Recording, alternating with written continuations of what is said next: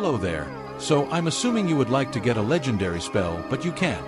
So in this video, I will show you some of the most popular and efficient ways to get it. Let's cover this first. Northern Lands Nightmare. The reason why Northern Lands Nightmare is here is a bit obvious if you've played through it. Northern Lands is eligible to drop Enhanced Inner Rage or Enhanced Inner Focus on Nightmare, on both the 3rd and 4th boss. It is fairly easy if you're high enough level, and has a 2x drop rate of items compared to other dungeons if you complete the bonus boss. The bonus boss is Reincarnated Odin, which you have the option to fight. Reincarnated Odin can drop legendary spells too, along with a secret type of weapon called Ultimates. Ultimates are fairly high value. You can easily trade them for the desired legendary spell. Next. So as you know or should know, when you play on hardcore you get 1+ loot, but you only get 1 life, like a binding vow. This applies to the entire party though.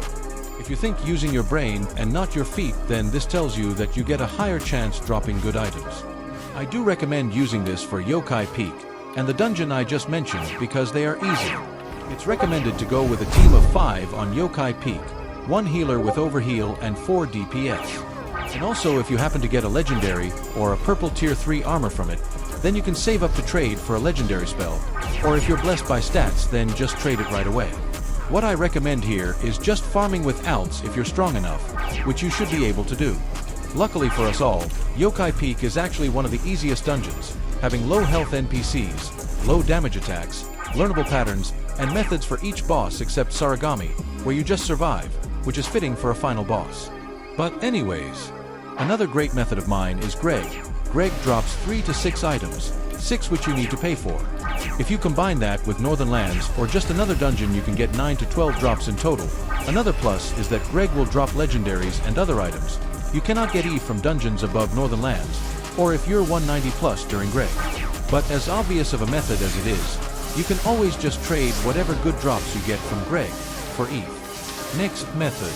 If you're lucky enough to happen to have a lot of Robux laying around, then you can always just trade paid items such as cosmetics, boosts, Greg's bounty, and event items. This is possible due to the gifting update that was added in Christmas of 2023. Thank you, Voldex. Last but not least, alt farming.